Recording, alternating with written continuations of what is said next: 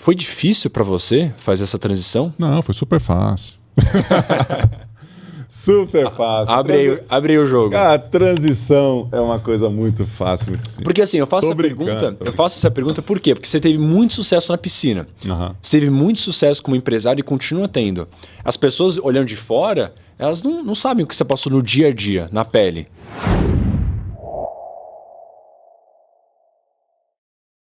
O empreendedor e o atleta, ele está muito em alta. Você pega os filmes, os livros, biografia, filme, tem muita coisa focando em histórias de quem? Grandes empresários, empresárias e grandes atletas. E isso você acaba vendo que tem muitos links a serem feitos. Então a gente vai ter uma oportunidade de fazer isso também hoje. O que eu queria começar? Eu queria que você começasse... Mas só um ponto em relação a isso. Quando você tem uma relação do esporte e da vivência do esporte com o empreendedorismo ou com a vida de qualquer profissional, sim. O legal é que você tem um pouco da história do olimpismo. Ele vem da Grécia Antiga, ele vem dos deuses, ele vem do ídolo, ele vem da figura do atleta com a força física e que se transforma em resultado, né? E isso, toda a história do olimpismo, dos valores dos Jogos Olímpicos, ele tem uma conexão muito forte com o resultado, com a excelência, com a disciplina, com a dedicação. E isso se traduz em todos os momentos. E além de todas essas questões de busca de resultado, que está muito evidente dentro da vida de um atleta profissional, tem a forma como ele atinge esse resultado. Sim. Um dos nossos apoiadores desse podcast aqui, uma empresa que nós somos sócios, é a Vita. E a Vita é uma empresa de suplementos. E quando você olha a vida de um atleta, ele passa por treinamento, ele passa pelo cuidado do corpo, da mente, e ele passa por decisões que são fundamentais e direcionadas ao seu resultado. Sim. Então, quando a gente fala de uma boa suplementação para viver mais e viver melhor numa vida pós-atleta, enquanto você está treinando, essa suplementação é o combustível necessário para você performar. Sim. Então, para um atleta de alto rendimento, você tem uma sequência, e para um atleta ou para uma pessoa pós-vida esportiva, você vai ter outra. Mas a suplementação e o cuidado com o corpo, ele vai te dar um direcionamento para aquilo que você quer fazer na sua vida profissional. Legal. Então, acho que tem muita coisa legal nesse sentido, né? E acho que os aprendizados, eles são muito bacanas, assim. Ele fica muito gráfico, né? Nas braçadas do atleta, na cortada da quadra, do gol no futebol. Sim. Né? Eu queria começar com uma pergunta que eu nunca fiz essa pergunta para você explicitamente. Eu queria saber o que você acha sobre ela. Por que você acha que um atleta profissional, alguém que teve muito êxito no esporte, tem tanta chance de ser um bom empreendedor, um bom empresário? É uma pergunta ótima essa, porque são várias as características que um atleta profissional... E aí, para trazer não só o atleta profissional, vamos pegar uma pessoa que é esportista, uma pessoa que pratica atividade física, tá?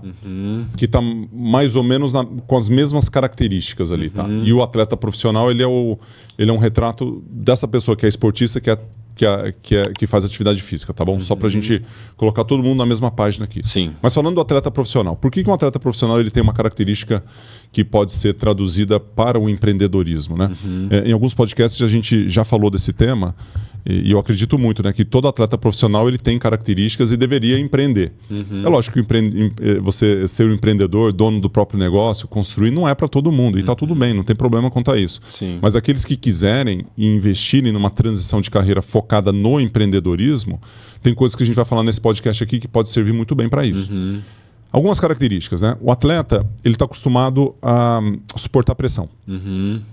Quando você vai para o empreendedorismo, montar uma empresa, imagina, você vai começar um negócio novo, você não sabe se vai dar dinheiro, se não vai. Você tem um grande plano, um grande sonho, um grande desejo, mas você tem muito a ser construído para fazer isso acontecer. Então essa é a primeira característica que eu acho que é essencial, né? É lógico que o atleta ele suporta aquela pressão quando de um esporte que ele domina. O que acontece quando você vai para o empreendedorismo é que você não está dominando aquilo e você vai precisar desenvolver aquela habilidade. Sim. Então eu diria que essa é uma principal. A segunda é que o atleta, quando você vê um atleta que performou, ele teve muita disciplina.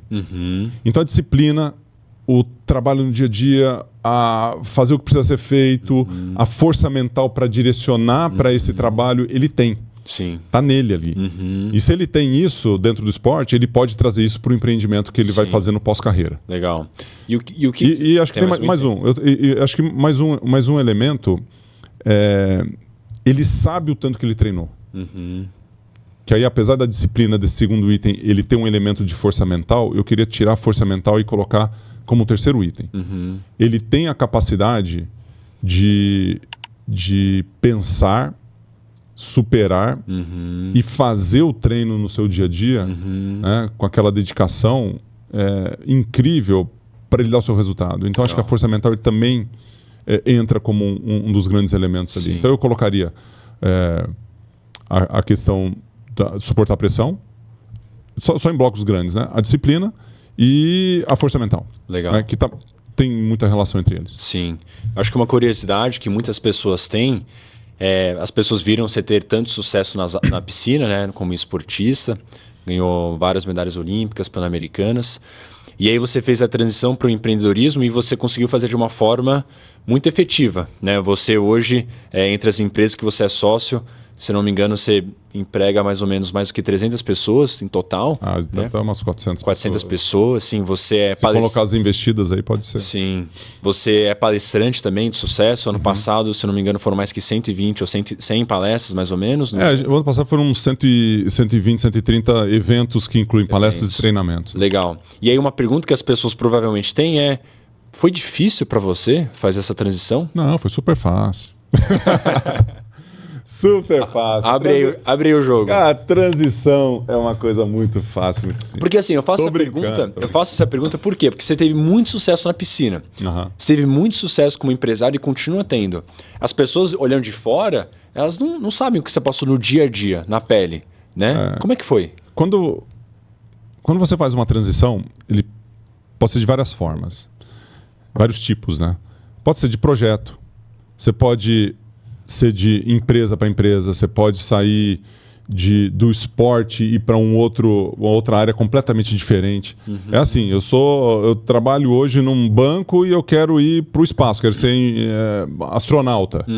Cara, o banqueiro e o astronauta são coisas completamente diferentes, habilidades completamente diferentes. Então tem vários tipos de transição que você passa pela sua vida, né? E a minha transição, eu sempre tive uma característica do pensamento da transição como se fosse o ciclo olímpico. E qualquer desenvolvimento, qualquer área de aprendizado que eu preciso desenvolver, ou eu preciso criar novas habilidades, um ciclo de 4 anos me parece justo o pensamento. Então, quando eu vejo pessoas que querem um negócio para ontem, ou que em 2, 3 meses vão resolver isso aí, eu falo assim, cara, o ciclo olímpico leva 4. O atleta, para ele se preparar, ele tem a paciência e a capacidade de ficar durante 4 anos fazendo aquele negócio, depois que ele já está maduro e já sabe o que ele está fazendo, para enfrentar um desafio olímpico, ou para enfrentar nova fase. Então, essa é a primeira coisa, né?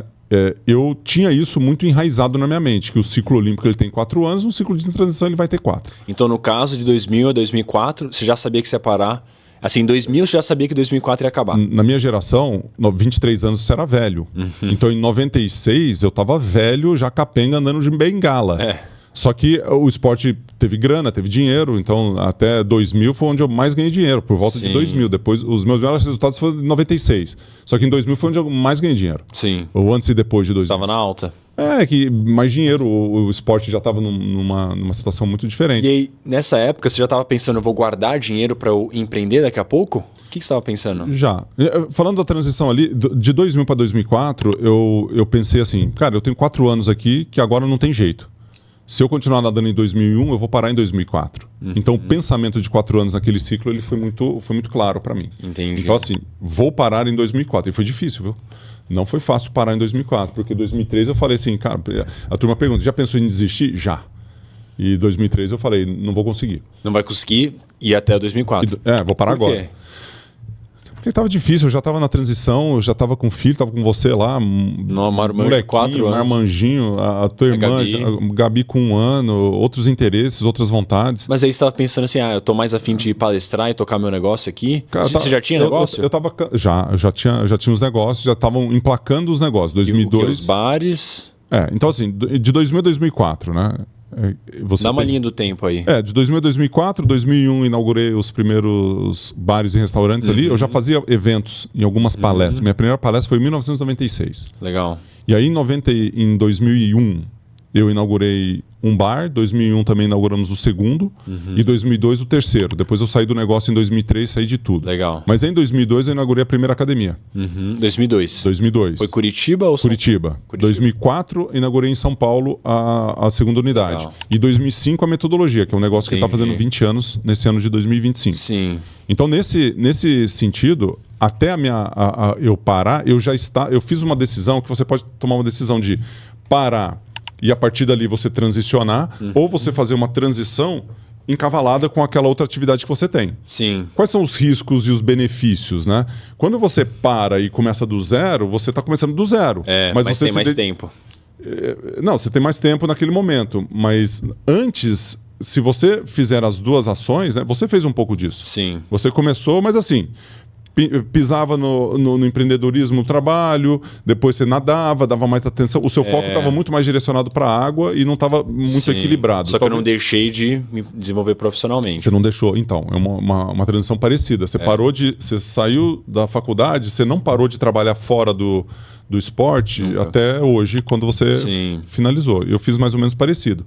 Então, eu fazia evento, fazia palestra, eu estava investindo em negócios, estava aprendendo, de certa forma, ali, vários elementos que durante aqueles 4 anos, quando eu encerrei em 2004, eu falei assim, legal, eu já tenho uma rede aqui que eu posso contar para fazer o negócio acontecer. Entendi. E foi bom nesse sentido. Sofri bastante, porque a natação ele teve um impacto de resultado. Você sofreu com o quê? Com resultado. E com o impacto de você fazer 2 atividades. E você não nadar tão bem. Nadar tão bem. Ou você querer ficar mais tempo nos negócios, mas não ter essa capacidade. Eu fazer uma viagem para fazer uma palestra, perder um treino, no dia seguinte eu tenho que treinar, estou cansado. Então teve várias coisas. Você estava com o Albertinho na época, né? Estava com o Albertinho. E o Albertinho foi o melhor treinador para aquele momento ali. Ele foi um excelente treinador em vários aspectos, mas para aquele momento, se não fosse o Albertinho, eu acho que eu não teria nadado mais 4 anos.